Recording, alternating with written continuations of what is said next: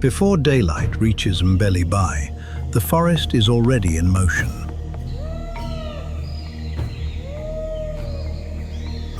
Mist drifts across mineral-dark water. A dwarf crocodile waits beside rotting timber, insects move beneath the roots, and an unseen forest elephant sends low rumbles through trees too dense for vision. Somewhere behind broad Marantaceae leaves, a Western Lowland Gorilla family begins to stir.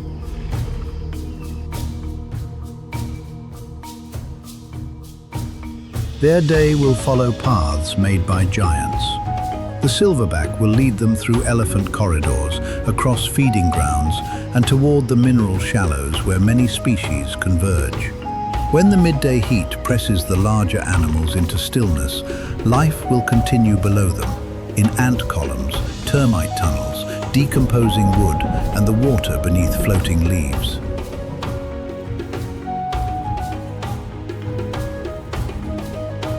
But as the light weakens, the same vegetation that shelters the family will conceal a predator.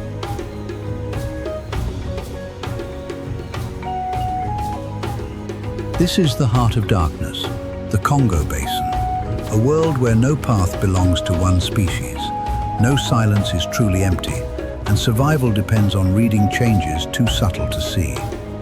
At its center moves one family, guided by a silverback whose greatest strength is not violence, but vigilance.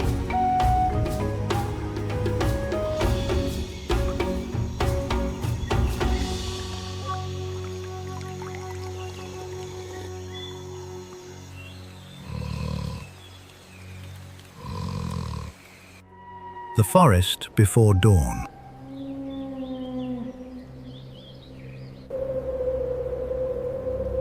Before dawn, the 13 hectares of Mbeli Bay seem to have no boundary.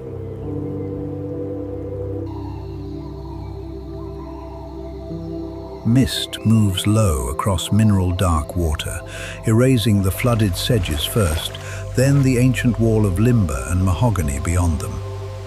Beneath the surface, gas escapes the peat in slow bubbles. Water reaches a submerged root, withdraws and returns, the clearing breathing long before daylight enters it.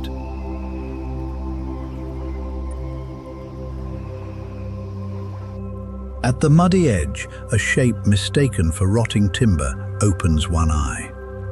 The dwarf crocodile is one of the smallest living crocodile species, yet much of its neck, back and tail is reinforced with bony armor.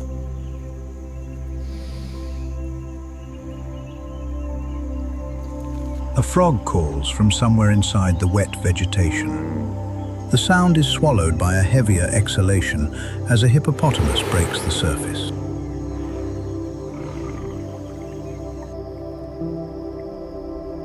That single disturbance reaches an entire smaller world. A lily pad lifts beneath a motionless giant land snail. Mosquitoes rise from a Wapaka stilt root.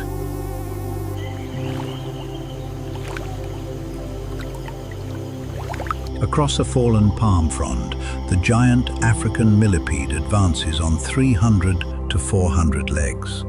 Not a hunter, but a recycler, returning dead vegetation to the forest floor as new soil.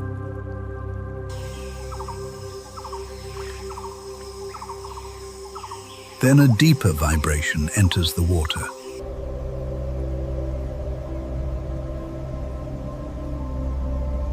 An African forest elephant is moving beyond the mist. His body is still hidden, but his voice is not. Forest elephant rumbles can reach 90 to 117 decibels, and their lowest frequencies travel through dense vegetation where sight may fail completely. When he finally enters the shallows, mud folds around each foot and the sedges bend aside.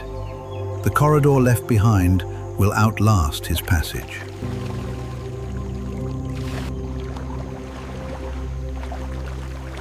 Grey light follows that opening upward.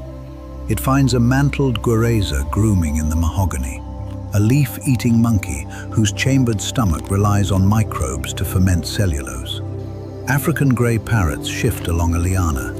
A crowned eagle remains fixed above them, while a palm nut vulture waits for warmer air.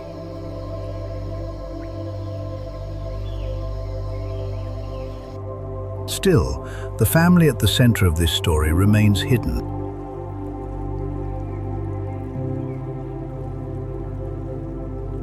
Broad Marantesi leaves part around a Western Lowland Gorilla silverback. A large male may reach 1.7 meters and 182 kilograms. His arms are longer than his legs, and when he moves, his weight rests across the knuckles of his curled hands.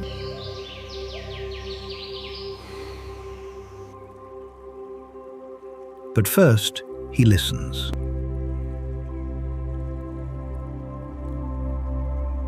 Beside him, a female stretches as her infant tightens its grip against her chest.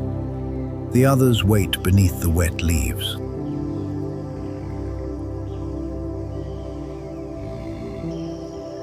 Only when the silverback moves does the family follow, stepping into a forest that has been awake for hours.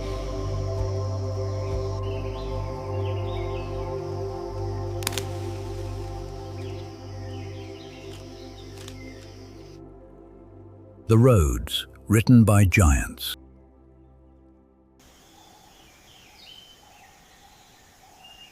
The silverback leaves the sleeping thicket without breaking the forest open.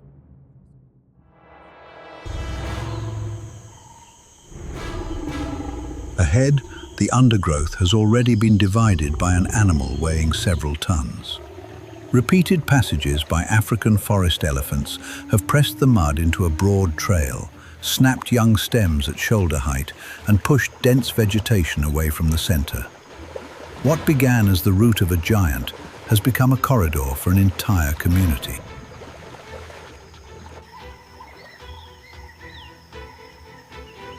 The silverback enters first. Females follow with infants held close, while the younger gorillas move between exposed roots and fallen timber. Beneath them, driver ants cross the underside of a Uapaka root in a continuous column.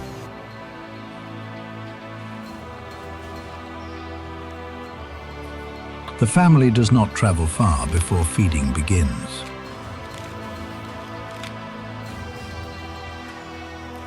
A female settles among tall stalks of wild celery, grips one with her hand and strips it with her teeth. The others spread through the vegetation, repeating the same sequence: pull, tear, chew, move. Western lowland gorillas are seasonal fruit eaters, but they are far from dietary specialists.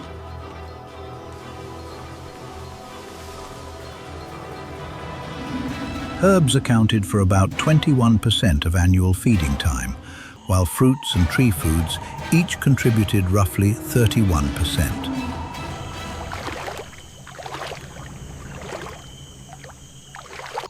That flexibility is essential. Fruit appears in scattered trees and changes with the season. Fibrous stems, leaves, pith, and bark are less rewarding, but more dependable.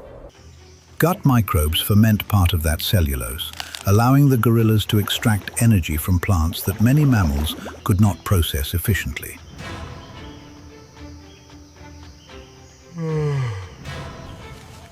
A juvenile interrupts the rhythm to seize a fallen green fruit beside a rotting log.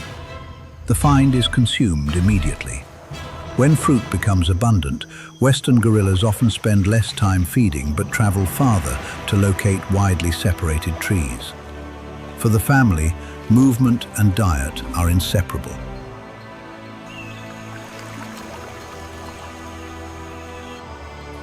The elephant trail carries them deeper.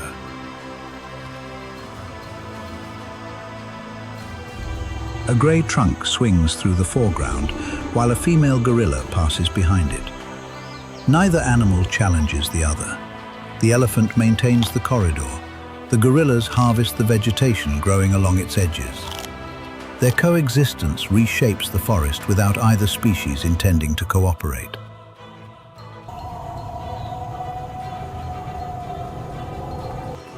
A pant hoot descends from the middle canopy.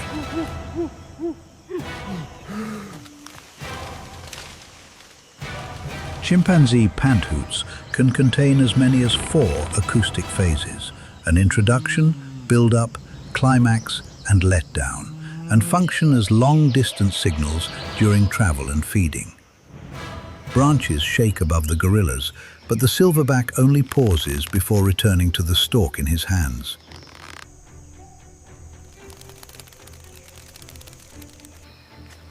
Nearby, a male mandrill shifts along a moss-covered limb. Adult males may weigh 32 to 54 kilograms, several times the mass of females, making the mandrill the world's largest living monkey.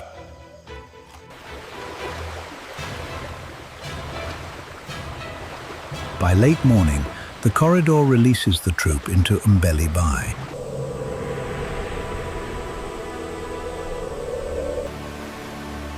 Wind drives ripples over dark mineral water. Sedges bend against the static wall of limber and mahogany. At the waterline, whirligig beetles spin above submerged vegetation as the gorillas squat in the mud.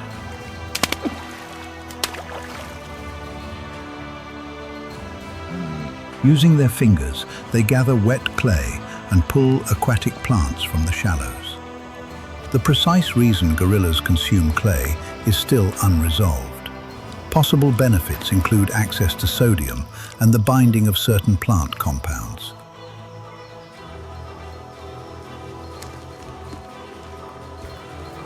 That difference draws other animals.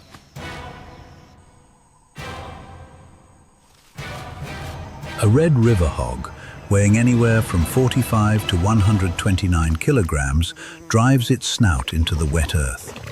Its nose works through both touch and smell, uncovering roots, seeds, and invertebrates before it rubs one flank into the mud.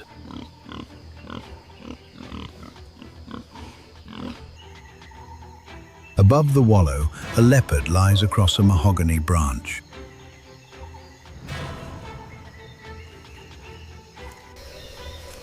Its head follows the hog, then the okapi, then the younger gorillas near the water. It makes no move to descend, but the silverback has already seen enough.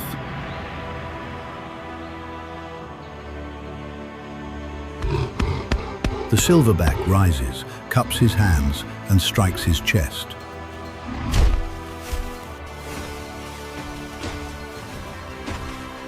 The rapid beats travel across open water more effectively than a visual display could pass through vegetation.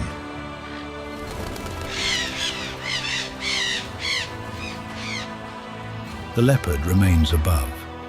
The family closes around the silverback.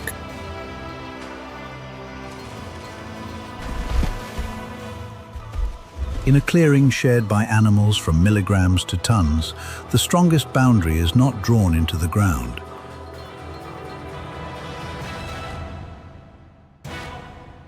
It is carried through the air.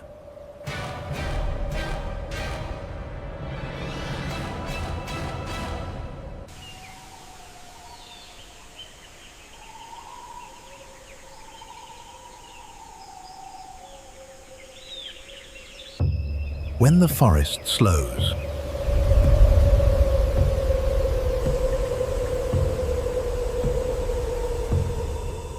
by midday, the path through Mbeli Bay had changed.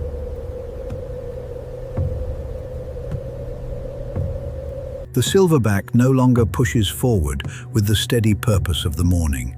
Heat has settled beneath the canopy, trapped by wet leaves and still air.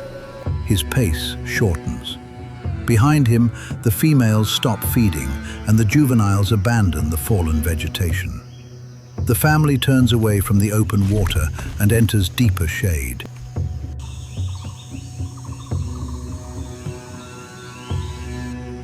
There, the silverback pulls branches inward and folds broad leaves beneath his weight. Around him, the others do the same, building temporary day nests on the damp ground.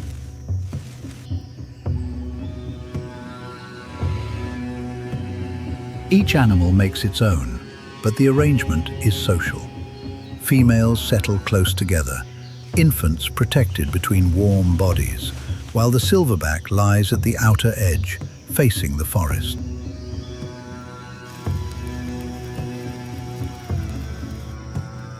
The troop becomes still, yet the work of the morning continues inside them. Western lowland gorillas are seasonal fruit eaters, shifting toward leaves, stems, pith, and bark when fruit declines.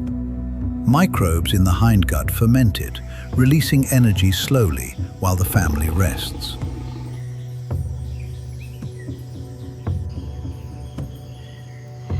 For the silverback, inactivity is not surrender, it is conservation.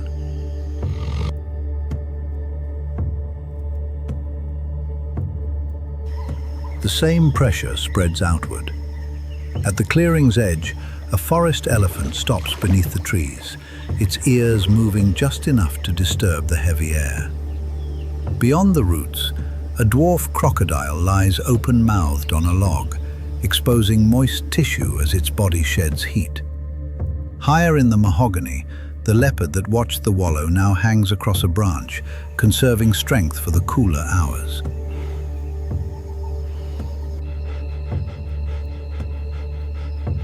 Even the canopy lowers its voice. African grey parrots draw their heads into their feathers. A forest monkey presses close to a trunk. Farther away, in one of Nuabale and Doki's blackwater channels, a hippopotamus remains submerged. Hippos are exceptionally rare here, but water still offers refuge from heat and dehydration to an animal that may weigh more than 1,000 kilograms.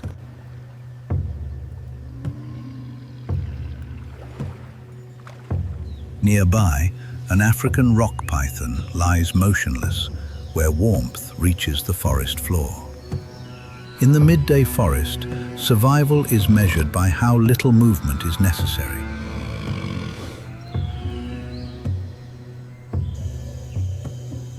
But stillness at this scale creates opportunity below.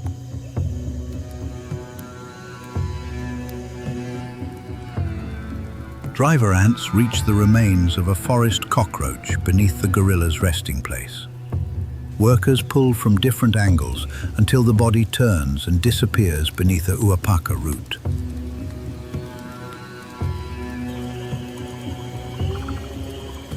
The ants pass termites descending through mud tubes in rotting wood. A giant millipede advances over a fallen palm frond, reducing dead vegetation to fragments that fungi and bacteria can finish.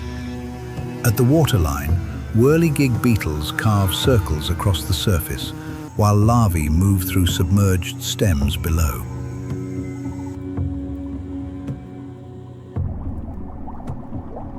Nothing here is separate. The leaves supporting the gorillas will fall. Termites and millipedes will open them. Microbes will return their nutrients to the soil. New stems will rise, and another gorilla will feed.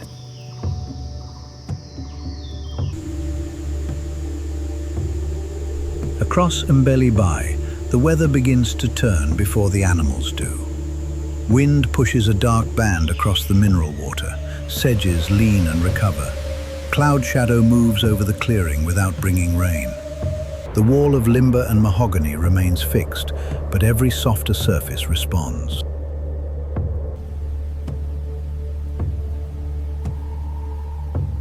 The silverback opens his eyes.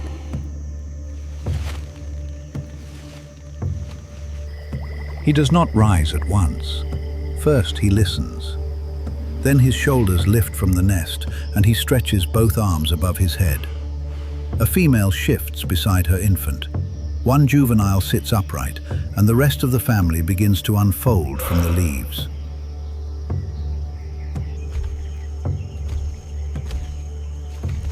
Their return to movement is quiet. The silverback leads them toward the shallows, where aquatic plants hold more moisture than vegetation farther inland.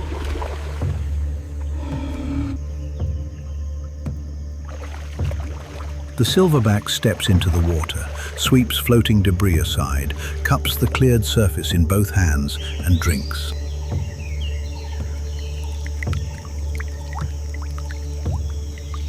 The giants are moving again.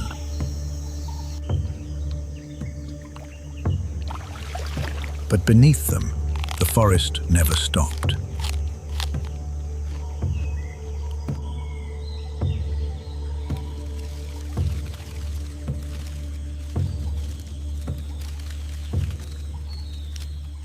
The last boundary before night.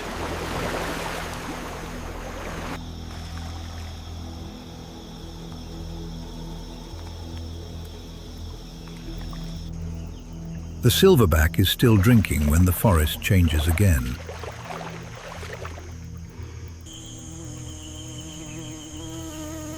Cooler air moves across Mbeli Bay, bending the sedges and carrying wet bark into the shallows. Above the family, chimpanzees resume their passage through the middle canopy.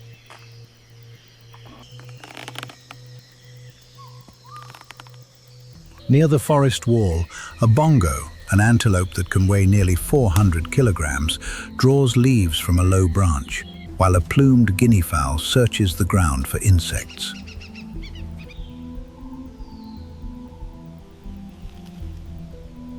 Then the mahogany branch empties.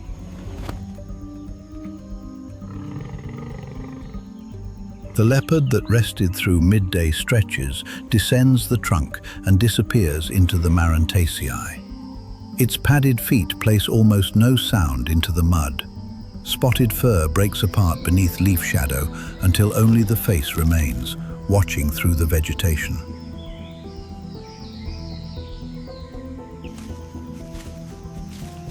The silverback stops.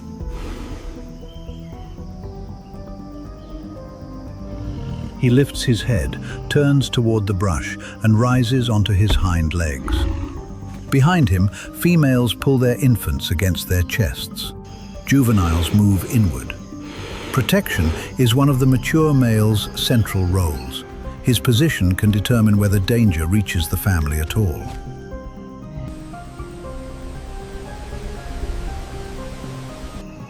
A low bark leaves his chest.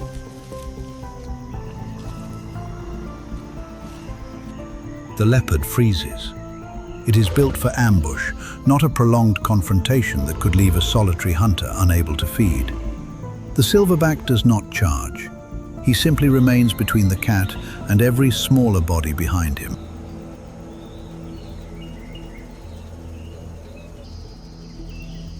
For several seconds, neither moves.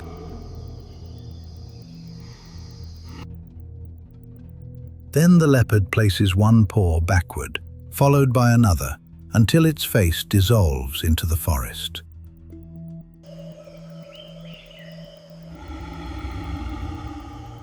Only after the vegetation is still does the silverback lower his shoulders. The family gathers and begins its final journey.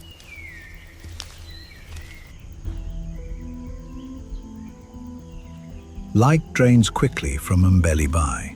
Dusty orange fades into blue, then purple. Wind drives ripples against submerged mahogany roots, while mist rebuilds the boundary that morning revealed.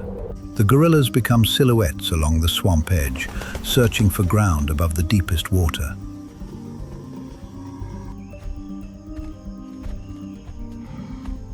Before dusk, each gorilla older than about 3 years normally constructs its own nest. Females fold sturdy stems into circular platforms, keeping infants beside them. The silverback builds at the outer edge, pulling down heavier branches and settling where the forest approach remains visible.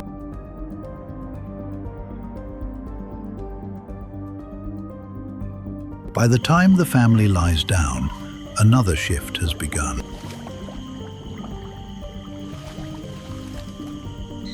African grey parrots cross the last open sky toward their roosts. Frogs call from the muddy margins, and fireflies pulse between the reeds.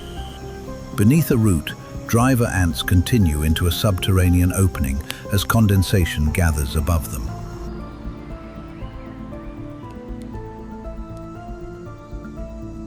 Night releases the animals that daylight restrained. An African rock python leaves a hollow log. A gaboon viper waits beneath dead foliage, armed with fangs that can reach about 5 centimeters.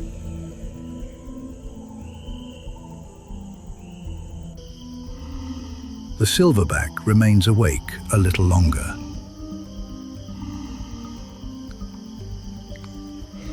Beyond him, the bay is black water, moving fog and distant sound.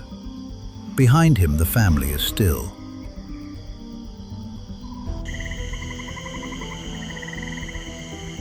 He looks once into the darkness, exhales, and closes his eyes.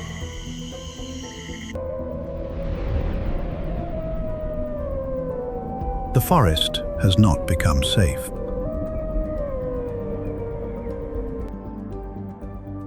He has kept its danger outside the nest.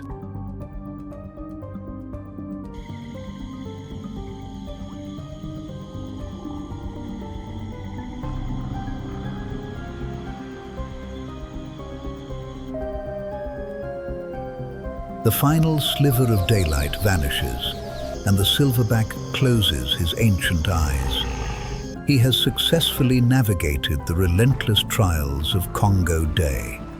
But as the fireflies activate and the true nocturnal predators of Africa emerge to inherit the forest floor, a completely different battle for survival begins. To witness what happens when the jungle goes completely dark, click the video on your screen right now and step into the African night.